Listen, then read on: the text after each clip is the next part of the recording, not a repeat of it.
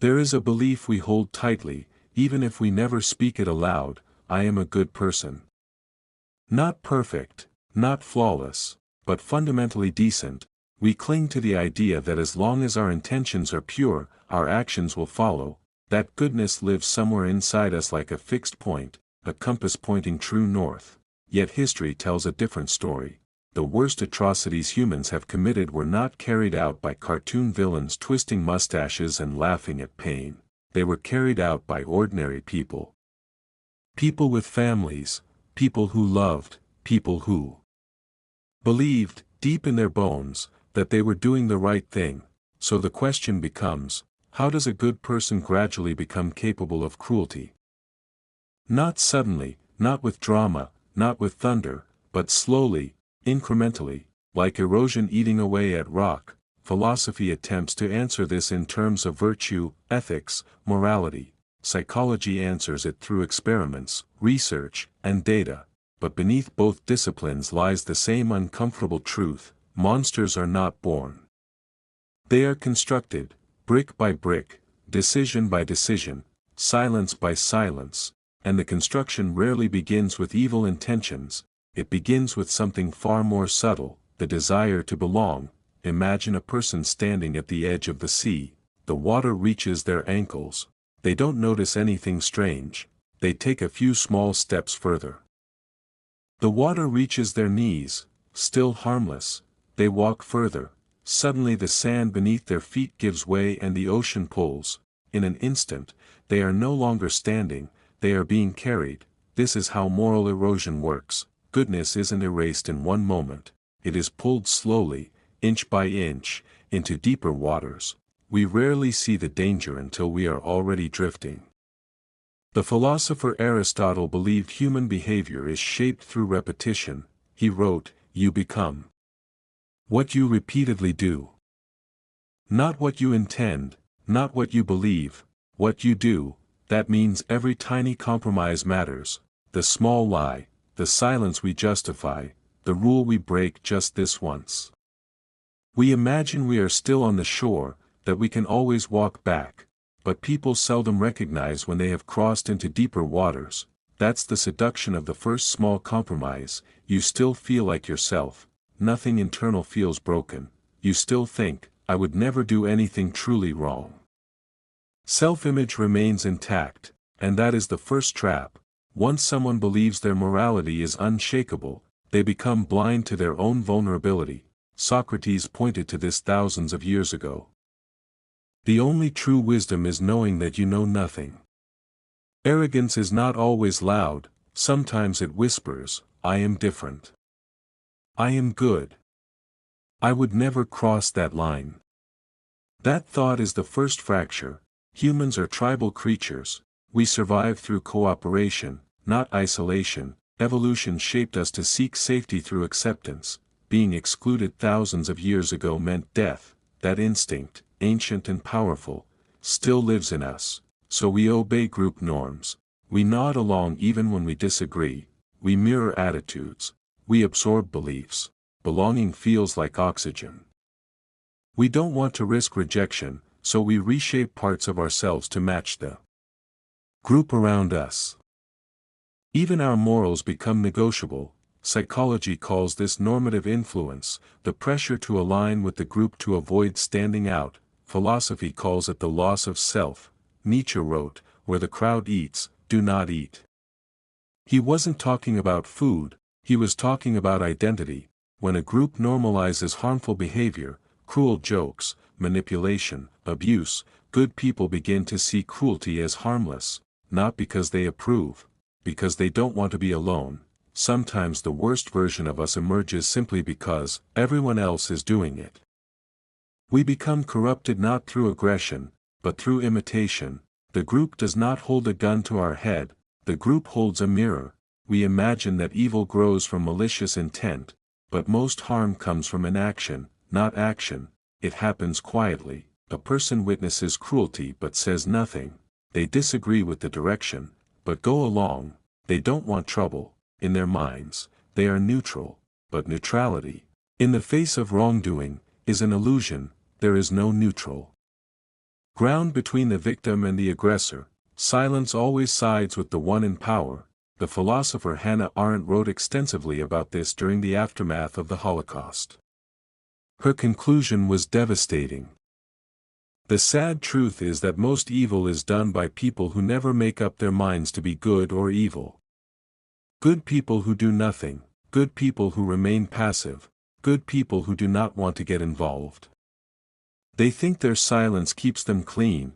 They don't realize that silence leaves fingerprints too. Once someone makes a moral compromise, small or large, they feel a subtle inner discomfort, a whisper, a friction, but that discomfort is not sustainable. We cannot live in constant tension with ourselves, so the mind does something incredibly clever. It rewrites the story, it justifies, it explains, it rationalizes. It wasn't my responsibility. I didn't have a choice. Everyone else agreed. It doesn't matter. What we cannot accept as wrong, we reframe as necessary. This is how self-betrayal turns into self-deception. You cannot commit wrongdoing and still believe you are good, unless you change the interpretation of reality. And so the mind builds a narrative. I didn't betray my values evolved. This is the moment the person becomes dangerous, because once someone rewrites their memory to protect their ego, they no longer question themselves, the internal compass breaks, and they don't notice.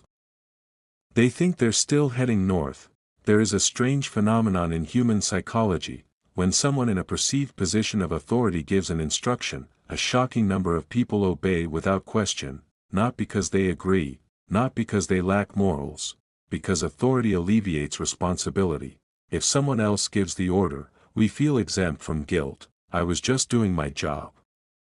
But a job does not erase accountability, a uniform does not erase conscience, a command does not erase autonomy. Philosophy teaches, obedience is not a virtue, obedience is easy, questioning requires strength. Authority doesn't turn people into monsters, it gives them permission to reveal what was already possible. Before we go deeper, I want to ask you something quietly. Have you ever obeyed someone, when your entire soul whispered no? Have you ever stayed silent, because speaking would create conflict? Have you ever gone along with something, just to keep your place in the group? You don't need to confess it, just notice. Awareness is the first form of resistance. Evil does not arise from doubt, it arises from certainty. The belief that one is unquestionably right, the belief that one's values are absolute. People do terrible things when they believe their morality is flawless, because if you're convinced you're the hero of the story, then any action becomes justified, punishment becomes protection. Control becomes leadership, violence becomes for their own good. Self-righteousness has no brakes. Philosophy warns repeatedly about certainty. Voltaire said, "Those who believe absurdities will commit atrocities." Certainty is the birthplace of fanaticism. When someone stops questioning themselves, they stop seeing others as human, they see them as obstacles. The true transformation of a good person into a monster does not begin when they hurt others, it begins the first time they numb themselves to someone else's pain. They do not need to enjoy hurting others, they only need to feel comfortable ignoring it. The first monster is apathy. Apathy is not cruelty. It is the absence of empathy. It is the quiet voice that says, "This isn't my responsibility." It is a slow unlearning of compassion. Once empathy fades, all things become possible. Power is fascinating because it behaves like a magnifying glass. Give power to a wise person, and they use it as a tool to protect. Give power to an insecure person, and they wield it as a weapon to control. When people gain power, their brain chemistry literally changes. Neuroscientists observe decreased activity in the regions responsible for empathy and perspective-taking. The powerful begin to overlook the emotional realities of those around them. Power does not corrupt the good, power reveals the unexamined. We imagine the power-hungry person as someone loud and aggressive, but power intoxicates quietly. It begins with an effortless shift, "I know what's best." Then a subtle entitlement, "They should listen to me." Eventually, without noticing, the person decides, they owe me obedience. Power rewrites the way people interpret resistance. Disagreement becomes disrespect, boundaries become betrayal. You can witness this even in everyday life, a supervisor belittling a subordinate, a parent invalidating a child's feelings, a partner controlling decisions disguised as care. There is no evil in wanting influence. The danger emerges when the desire for control becomes a substitute for self-worth. A powerful person lacking wisdom isn't dangerous because of their strength. They are dangerous because they believe they are entitled to shape reality. Plato once argued that the only people deserving of power are those who do not seek it. Those who crave power rarely want responsibility. They want permission, when someone fuses their identity to a group, a belief, a team, a political side, something subtle but profound happens.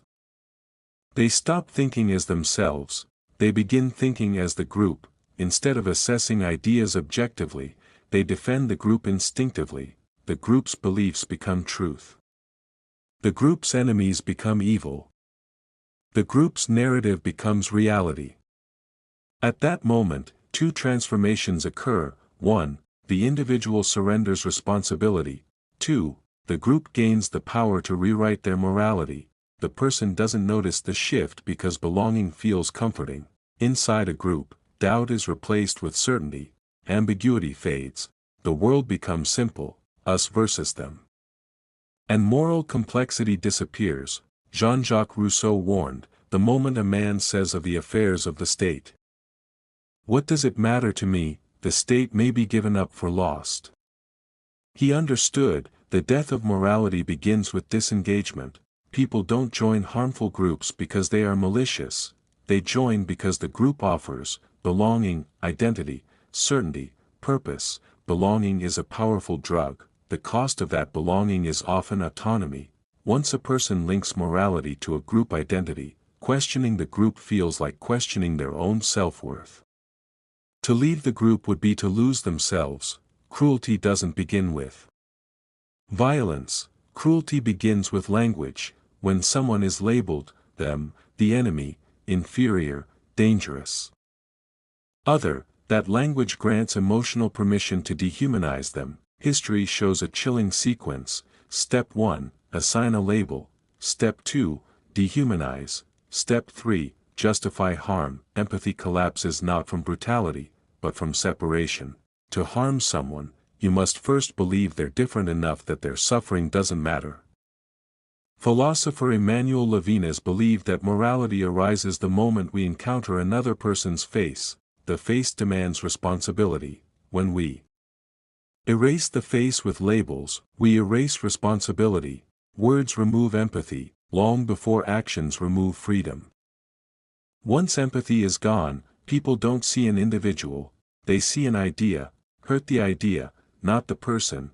That becomes the justification. Monsters are not created by hatred, monsters are created by the absence of recognition.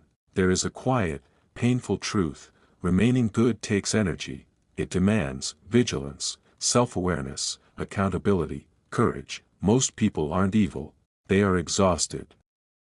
They are emotionally drained, overworked, stretched thin. A tired person will choose the easiest path, not the noblest. Apathy becomes a survival mechanism, morality becomes a luxury.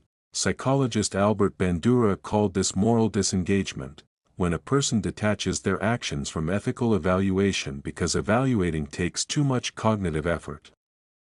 It appears in sentences like, "I don't care anymore. It's not my problem. It's just the way things are." Fatigue is the enemy of integrity. A person who is mentally depleted will often act against their own values just to reduce stress, not because they became a monster, because being good became too heavy. To stay human in a tired world requires deliberate effort. It requires choosing consciousness when everything encourages numbness. Humans cannot live with the belief that they are immoral. The mind will protect the self-image at all costs. If we do something wrong, the ego rewrites the facts. The brain says, "You had no choice. It's not that bad. They deserved it." Once the narrative shifts, empathy fades. and personal responsibility dissolves. Here's the trap: the mind lies to protect us from guilt, but those lies create distance from our authentic self. The more lies we build, the further we drift from who we once were. At first, the lies are subtle; later, the lies become identity. Michel Foucault once suggested that identity can become a prison. The more we define ourselves, the more we bind ourselves. Labels restrict us, stories confine us. The narrative becomes more important than the truth. Eventually, the person no longer remembers the original version of themselves. They only remember the story that protects them. Most people do not commit harm believing they are wrong. They commit harm believing they are right, or necessary, or justified, or that the suffering inflicted serves a greater purpose. Every harm that shocks the world can be traced to these quiet convictions: this is for their own good. This is how things must be. I'm protecting something greater. No one sees themselves as the villain. Every human sees themselves as misunderstood, righteous, a product of circumstance. Someone who had no choice. That self-perception is armor. Once a person believes they are justified, they stop questioning their actions. Once justification replaces reflection, the transformation is complete. The person who once said, "I would never," becomes the person who says, "I had to." True corruption is not dramatic. It feels comfortable, it feels reasonable, it feels like relief from pressure, escape from responsibility, permission to stop caring. The descent into darkness does not feel like falling, it feels like resting. Imagine walking down a staircase, one step at a time. No jump, no plunge, no defining moment of corruption. Just a gentle decline. You don't notice you are descending until you reach the bottom, and wonder how you got there. Progress is visible, decay is invisible. People notice when they grow, they do not notice when they rot. Sit with this. There are moments in life where doing the right thing costs comfort. Comfort is the temptation, integrity is the sacrifice, and that sacrifice is what separates the human from the monster. Not intentions, not beliefs, not words, choices, small, quiet, private choices. When no one is watching, when no applause is waiting, when no group is there to validate you, that is where your character is decided. The monster begins appearing when a person stops questioning themselves, stops listening to discomfort, stops recognizing their own capacity for harm. The monster is not born from rage, it is born from blindness. Blindness to self, blindness to empathy, blindness to accountability. The philosopher Carl Jung warned that what we refuse to acknowledge in ourselves becomes the shadow, a hidden reservoir of impulses we deny. He wrote, "Until you make the unconscious conscious, it will direct your life, and you will call it fate." A person becomes dangerous when they refuse to see the shadow within. Not seeing your darkness doesn't protect you from it, it gives it control. Those who deny their capacity for harm are the ones most likely to cause it. Those who recognize their darkness are the ones able to restrain it. The first betrayal in becoming a monster is never toward others, it is toward oneself. Self-betrayal is subtle. It sounds like, "I'll let it slide this time." It doesn't really matter. No one will notice. But the psyche notices. Every time we compromise our values to avoid discomfort, our inner voice grows quieter, not because it disappears, but because we stop listening. The distance between who we are and who we pretend to be widens. The more distance, the easier the next compromise becomes. That is the architecture of corruption. You don't need to commit evil to become lost. All you have to do is stop defending what is good inside you.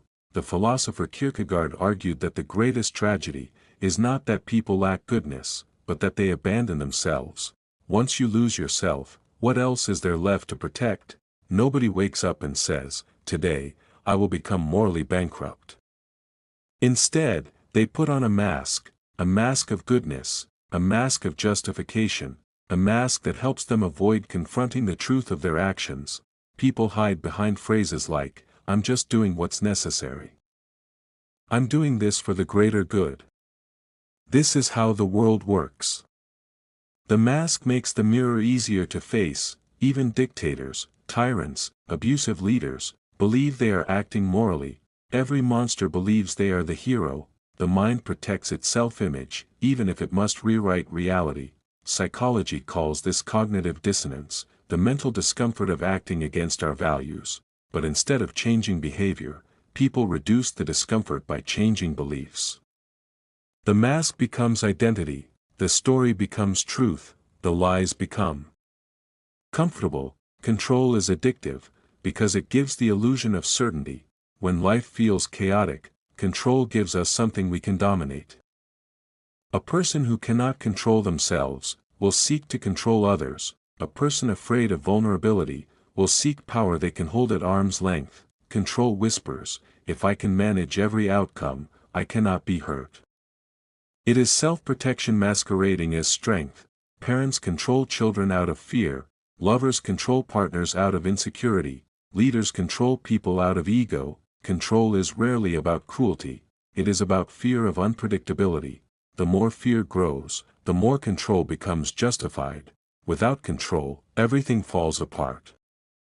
That belief turns into, without my control, everything falls apart. And that belief is the birthplace of tyranny. The philosopher Epictetus knew the futility of control. No man is free who is not master of himself. Control over others reveals a lack of mastery over self. Empathy does not vanish in a single moment, it erodes. At first, we hear someone crying and we feel discomfort. Later, we hear someone crying and feel nothing. Eventually, we hear someone crying and feel annoyance. When empathy dies, humanity dies. The loss of empathy is not always conscious. Sometimes it's the result of trauma. Sometimes it comes from emotional numbness. Sometimes it's learned from a family where feelings were inconvenient. To protect themselves from pain, people harden. Their heart becomes armor. Armor protects, but it also isolates. A person armored against pain is also armored against love. Life becomes transactional. People become tools. Emotions become irrelevant. The tragedy is not that monsters lack empathy. The tragedy is that some of them used to have too much, and grew tired of feeling. There is a transformation that occurs when a person begins to believe their pain is proof of specialness. If someone builds their identity on suffering, I'm the one who's always been wronged, I'm the one who was never loved, I'm the one who was betrayed, then harming others becomes easy to justify. They deserve to feel what I felt. Hurt people don't always hurt people, but unhealed people do. Nietzsche warned, beware that, when fighting monsters, you yourself do not become a monster.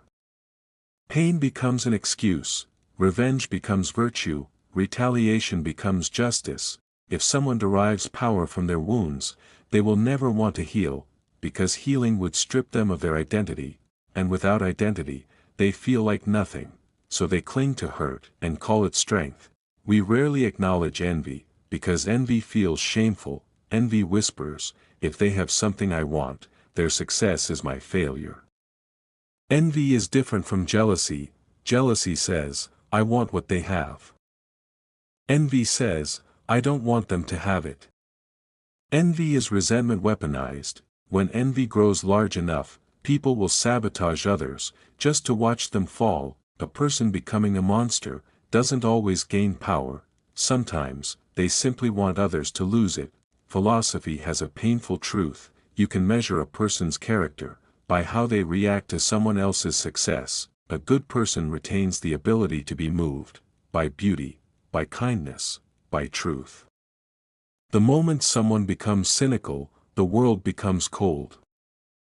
Cynicism is not wisdom. Cynicism is the armor of the disappointed. To the cynic, vulnerability is weakness, sincerity is naive, empathy is stupidity.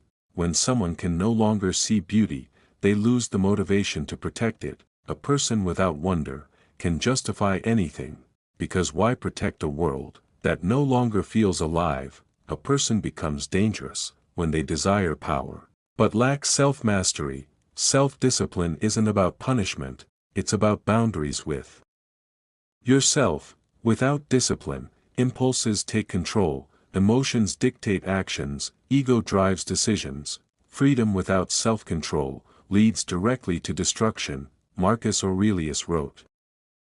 The first and greatest victory is to conquer yourself. A person who has not conquered themselves will attempt to conquer others, not because they are powerful, but because they are afraid. There comes a moment when a person stops questioning their choices, not because they feel confident, but because questioning would require confronting the truth of their actions. We call this denial, but underneath denial lives fear, fear of acknowledgement, fear of regret, fear of having to change. Once someone believes they are too far gone, they surrender to the darkness completely. I've already crossed the line, there's no going back. But there is always a way back. The tragedy is believing you are beyond forgiveness, beyond redemption, beyond change. The real point of no return is when a person stops trying. Take a breath. Imagine looking at yourself in a mirror 5 years from now. Imagine realizing you became someone you no longer recognize. Imagine seeing the exact moment you abandoned your core values. The mind will try to whisper, "It would never happen to me." But transformation doesn't require dramatic choices, it requires small ones, tiny, seemingly meaningless decisions. Over time, they accumulate. Over time, they rewrite your identity. Over time, the mirror changes. This is where the descent completes, not when someone becomes violent, not when someone seeks power, not when someone rationalizes harm. The final stage is numbness, numbness toward suffering, numbness toward consequence, numbness toward self. The heart goes quiet, feelings become irrelevant, pleasure becomes the only pursuit that proves they're still alive. In numbness, morality dies, not by force, by neglect. After all the layers of corruption, beneath the ego, the armor, the lies, there remains a person who once wanted to be good, someone who just wanted belonging, someone who wanted to feel safe, someone who became lost. Beneath every monster is a frightened human who forgot how to return to themselves. The greatest tragedy is not punishment, it is forgetting who you were before you traded authenticity for comfort. After all the layers of corruption, beneath the ego, the armor, the lies, there remains a person who once wanted to be good, someone who just wanted belonging, someone who wanted to feel safe, someone who became lost.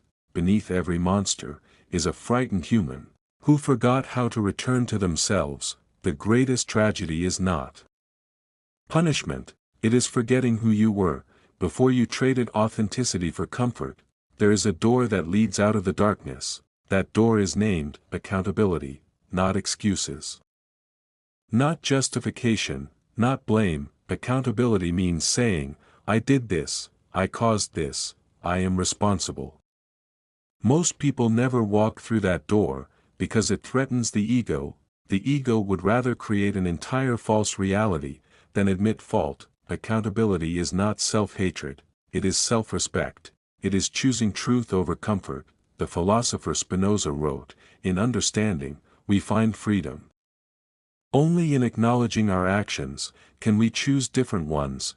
The monster dissolves when the truth is spoken. Becoming numb is not strength, it is surrender. To feel again requires courage, because feeling requires vulnerability. Pain is not the enemy, pain is the messenger. Pain shows us where the wound is. Numbness hides it. The return from darkness is not marked by perfection, it is marked by this, the willingness to sit with uncomfortable emotions, instead of running from them. The philosopher Rilke said, let everything happen to you, beauty and terror, just keep going. No feeling is final. Emotions are not threats, they are teachers. To feel again is to begin again. Every transformation has a cost. To become a monster, you have to abandon discipline. To return to yourself, you have to rebuild it, not through punishment. Through consistency. Self-discipline is the quiet proof that your actions align with your values.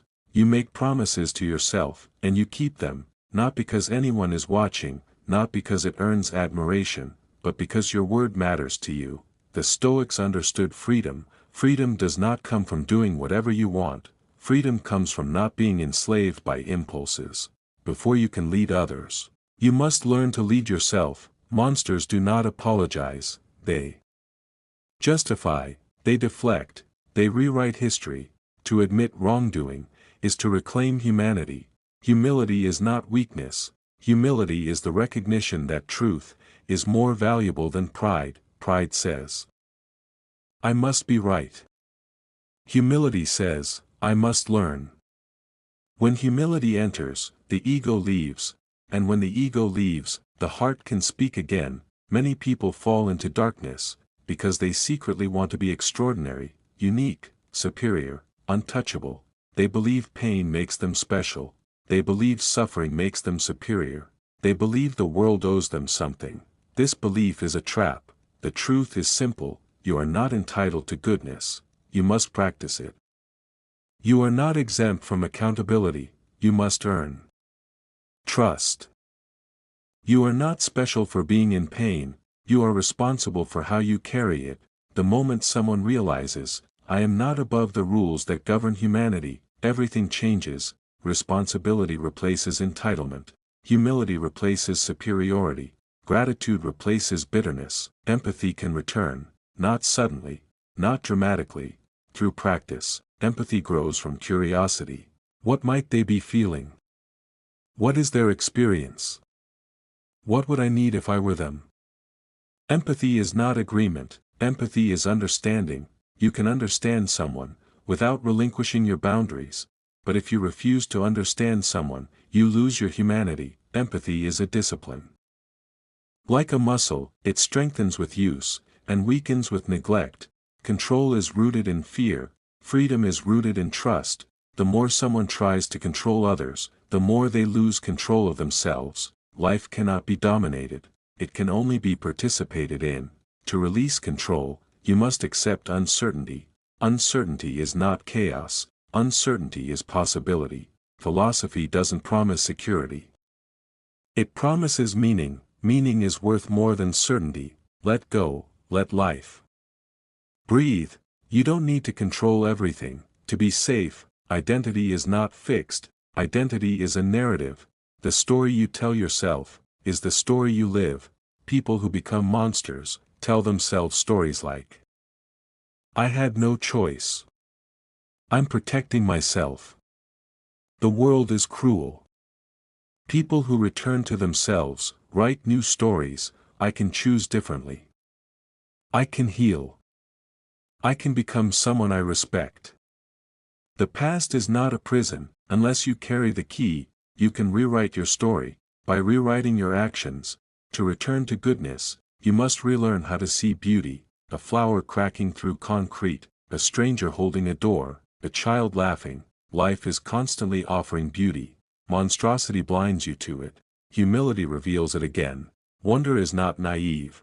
Wonder is awareness. You don't protect the world, because it is perfect. You protect the world, because it contains things worth protecting. Here is the most important truth. Becoming a monster is gradual. Becoming whole is intentional. You become good, through repeated action, through choices. One choice today, another tomorrow, again the next day. Goodness is not static. Goodness is maintained. Every moment asks the same question. Who are you choosing to be? Goodness is not a destination. Goodness is a direction. It's the willingness to walk toward the light, even when darkness is easier. It's the commitment to align your actions with the values you claim to have. It's the courage to choose integrity when no one is watching, and sometimes, the return begins with the simplest words, I am ready to change. You have one life, one identity, one legacy, and at the end of it, you will have to face yourself, not the titles, not the masks, not the justifications, just you. The question is not, will I ever become a monster? The question is, will I notice the transformation before it's too late? We underestimate how exhausting pretending is. Living with masks is like sprinting underwater. You can move, but every second is resistance. Authenticity, real authenticity, feels risky. because authenticity exposes you. When you show who you are, you allow others to reject you. When you hide who you are, you reject yourself first. The philosopher Lao Tzu said, "When you are content to be simply yourself and don't compare or compete, everybody will respect you." Authenticity isn't the absence of judgment, it is the refusal to betray yourself, to earn acceptance from others. When you choose authenticity, you choose peace over performance. Monsters perform, whole humans show up. We are taught that strength means being unbreakable. Nothing could be further from the truth. Real strength is flexibility. Real strength is endurance. Real strength is the capacity to remain gentle, in a world that rewards aggression. Softness is not weakness, softness is controlled strength. It is easier to be hardened, sarcastic, cynical, emotionally untouchable. That requires no courage. But to stay soft, to keep your heart open, after you've been hurt, that is the highest form of bravery. The samurai had a word for this paradox: Fudoshin, the immovable heart. Unshakable, not because it is armored, but because it is anchored. Soft hearts do not fear the world, hard hearts hide from it. People treat peace as something you are, instead of something you build. Peace is a discipline. Peace requires boundaries. Peace requires honesty. Peace requires letting go of what poisons you. There is no peace without courage. You cannot be at peace while tolerating what destroys you. You cannot be at peace while avoiding necessary conversations. You cannot be at peace while betraying your values. If peace costs your dignity, it is not peace, it is submission. Many good people drown in guilt. They apologize for everything, for wanting rest, for having needs, for saying no. Guilt is emotional punishment. Responsibility is emotional maturity. Guilt says, "I am bad." Responsibility says, "I can do better." Responsibility leads to change. Guilt leads to paralysis. You don't heal by hating yourself. You heal by owning yourself. When you choose responsibility over guilt, you choose progress over shame. Forgiveness is not reconciliation. Forgiveness is not pretending the wound didn't happen. Forgiveness is not letting someone back in. Forgiveness means, I refuse to let pain own me anymore. Holding on to resentment is drinking poison, and expecting the other person to die. Forgiveness frees you. But here is a deeper truth: you are not obligated to forgive instantly. You are not obligated to forgive verbally. You are not obligated to forgive publicly. You forgive when you choose to stop reliving the memory, as if it is happening now, because peace is too expensive to spend on someone else's past behavior. Redemption doesn't happen in grand gestures. Redemption happens on Tuesday afternoon, when no one is watching, and you choose the difficult, honest action over the easy, dishonest one. You do not become redeemed by thinking differently. You become redeemed by acting differently. One decision, repeated. Integrity is a muscle. Every time you stand by your values, you strengthen your character. The monster shrinks when integrity grows. In the darkest times, people imagine salvation arriving like lightning, a dramatic revelation. A sudden transformation, a cinematic change of heart. But redemption usually arrives quietly. A long phone call from a friend, a difficult conversation that ends in tears, a sunrise that catches you off guard. Sometimes, the moment that saves you is a moment no one sees. Monsters are often undone by the smallest acts of humanity: a stranger's kindness, a child's honesty, a sudden memory of who you used to be. Redemption is not loud, it whispers. You can measure someone's character, not by their dreams, but by what they protect. A monster protects ego, control, superiority. A whole person protects truth, integrity, people who cannot defend themselves. Goodness is not passive, goodness is protective. If you want to know who someone is, look at what they defend. When defending it costs them something. Right before someone becomes whole again, the darkness makes one final offer: take the shortcut. A shortcut to attention, a shortcut to power, a shortcut to validation. The shortcut feels irresistible, because suffering makes us hungry for relief. But shortcuts always cost the most. they cost your values, they cost your self-respect, they cost your future. This world will give you opportunities to become someone powerful, at the expense of becoming someone decent. Your integrity will be tested, in silence, when no one else is around to applaud the good decision. That is the final temptation, to take the easy path, and call it destiny. No one stays good forever, no one stays bad forever. We drift toward ego, toward impulse, toward self-protection, then we return. Goodness is not a quality you own, goodness is a choice you renew. Monstrosity is not a point of no return, it is a point of awakening. Darkness is not evidence of failure, darkness is evidence of opportunity, opportunity to return, opportunity to choose differently. Opportunity to act with intention. The return to yourself is always possible, as long as breath exists, choice exists. There will come a day when your achievements no longer matter, when your image no longer matters, when your power no longer matters, and on that day, you will be forced to face only one thing, your reflection, not the reflection others saw, the reflection you avoided, who you became, when nobody was watching. Not who they believed you were, who you truly were. And in that final mirror, you will recognize one of two things: either you protected the light within you, or you extinguished it. Either you nurtured your humanity, or you traded it for power. Either you remained yourself, or you became the mask. The world doesn't remember what you had, it remembers who you were. You will be tempted to become someone unrecognizable. You will feel the pull toward numbness, toward control, toward ego, and each time, you will stand at the same fork in the road. Do I choose the person I want to be, or do I choose the person fear is creating? Goodness is not guaranteed. Goodness is cultivated. Monsters are not born, they are made by decisions repeated. But so are saints, so are leaders, so are whole human beings. The world does not need more powerful people.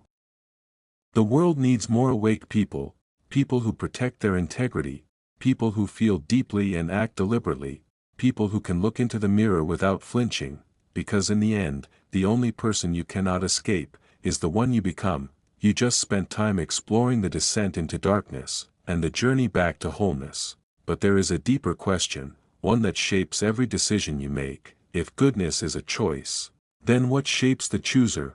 Your next video explores that answer, not who you are becoming.